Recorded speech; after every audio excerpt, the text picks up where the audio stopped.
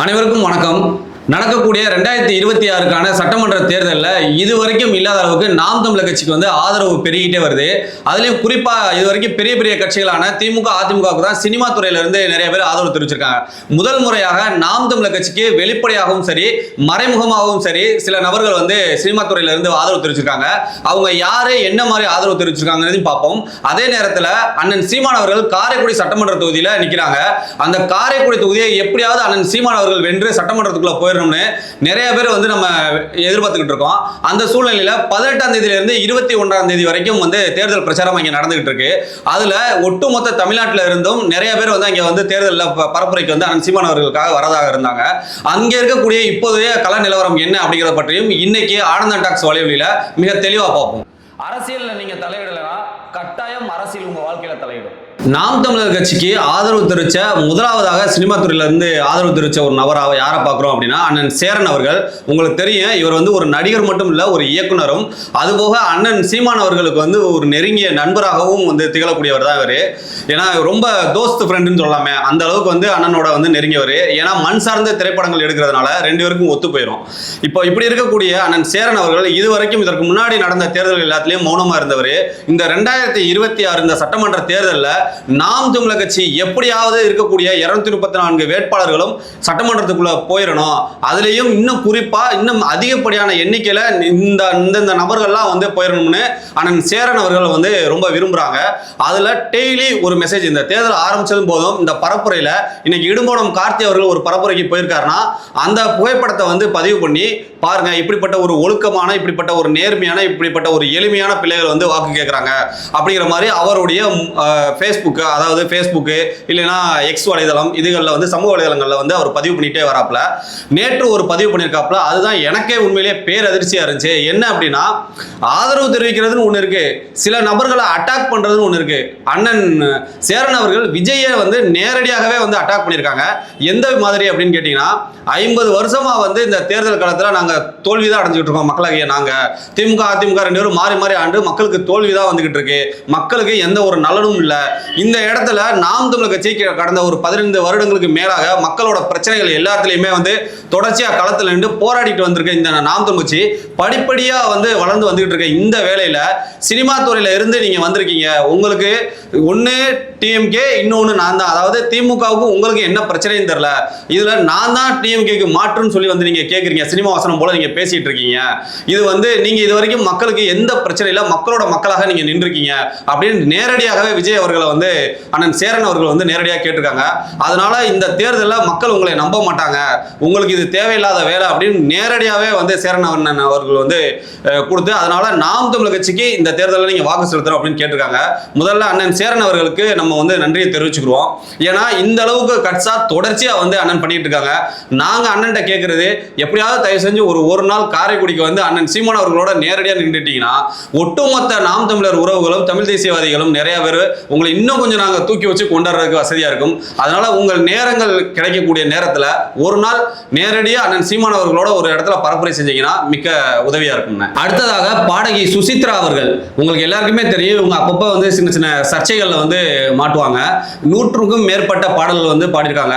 இப்படிப்பட்ட இவங்க என்ன சொல்றாங்க அப்படின்னா, இவங்க நேரடியாகவே நாம் தமிழர் கட்சிக்கு வாக்கு செலுத்தணும் அப்படின்னு நேரடியாகவே கேட்டிருக்காங்க. அதற்கு என்ன காரணம் சொல்றாங்க அப்படின்னா, இதுவரைக்கும் தமிழ்நாட்டில் இருக்கக்கூடிய அரசியல் கட்சிகள்ல போதை பழக்கங்கள், போதை தொழில்கள் செய்யாத ஒரு கட்சி அப்படின்னு கேட்டீங்கன்னா நாம் தமிழர் கட்சி தான் அப்படின்னு சொல்றாங்க. அதாவது போதை நம்ம கஞ்சாவா இருக்கட்டும், இல்ல அப்படின்னு அந்த மாதிரி உயர்ந்த எந்த இதுவாக இருக்கட்டும், இல்ல சாராயம், அதாவது டாஸ்மார்க்ல விற்கக்கூடிய அதுகளா இருக்கட்டும், இது எதுவுமே இவங்க உற்பத்தி பண்ணி விற்கல, இல்ல வாங்கி விற்கல. இந்த மாதிரி பிரச்சனைகள்ல நாம் தமிழர் கட்சி இது வரைக்கும் சிக்கிறதே கிடையாது. ஆனா திமுக இருக்கட்டும், இல்ல அதிமுக இருக்கட்டும், இல்ல காங்கிரஸா இருக்கட்டும், பிஜேபியா இருக்கட்டும், இல்ல இன்னும் சில கட்சிகளா இருக்கட்டும், யாரா இருந்தாலும் சரி இதுல மாட்டிருக்காங்க. இப்படிப்பட்ட ஒரு அரசியல் கட்சி நாம் தமிழர் கட்சி மட்டும்தான் இதுல விதிவிலக்கா தனிச்சு நிக்கிறாங்க.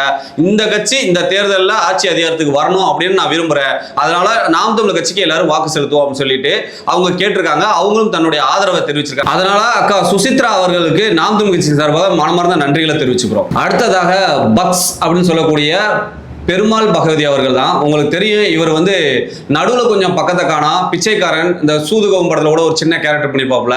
இந்த மாதிரி சினிமா துறையில் நிறைய படங்கள் ஒரு 10 படங்கள்கிட்ட நடிச்சிருக்காப்புல. அதில் முக்கியமான படமாக தான் நம்ம பிச்சைக்காரன் படத்தை பார்க்குறோம். அதில் விஜய் ஆண்டனி கூட வந்து வேலை செய்யக்கூடிய ஒரு மேனேஜர் போல வந்து ஒரு கேரக்டர் பண்ணியிருப்பாப்புல.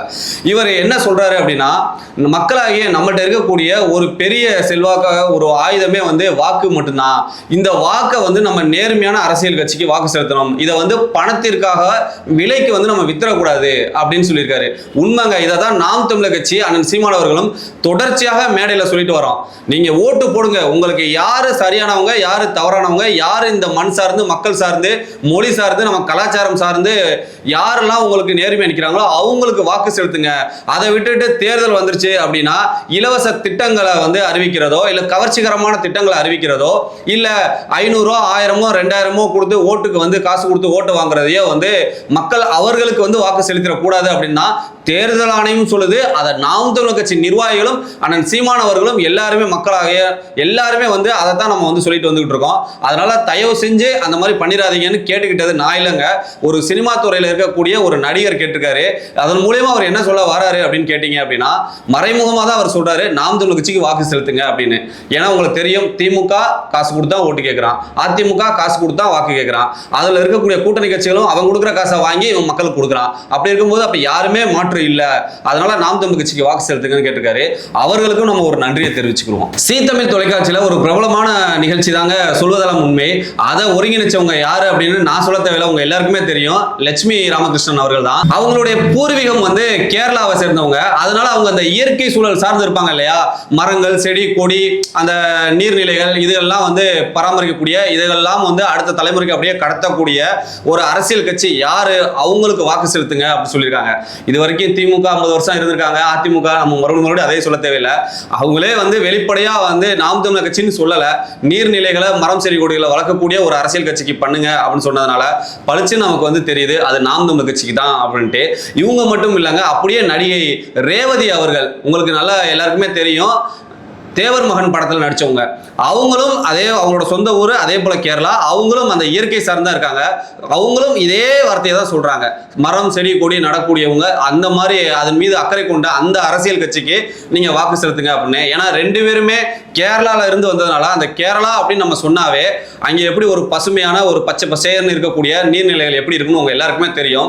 அந்த மண்ணில் இருந்து வந்தவங்க அதே போல தமிழ்நாடு இருக்கணும்னு அவங்க வந்து விரும்புறாங்க. அதனால அவங்க வந்து நாம் தமிழர் கட்சியை ஆதரிக்கிறாங்க. அதனால இவங்க 2 பேருக்கும் நம்ம வந்து ஒரு நன்றியை தெரிவிச்சுட்டு, இவங்க 2 பேரும் மட்டும் இல்ல, இதற்கு முன்னாடி நம்ம பேசிய நம்ம நடிகர்கள் இவங்க எல்லாருக்கும் இது போக இன்னும் வந்து இதுக்கு அடுத்து ஆதரவு தெரிவிக்க போற நம்ம சினிமா துறையில் இருக்க மற்றவர்களுக்கும் நம்ம வந்து ஒரு நன்றியை தெரிவிச்சுக்கிறோம்.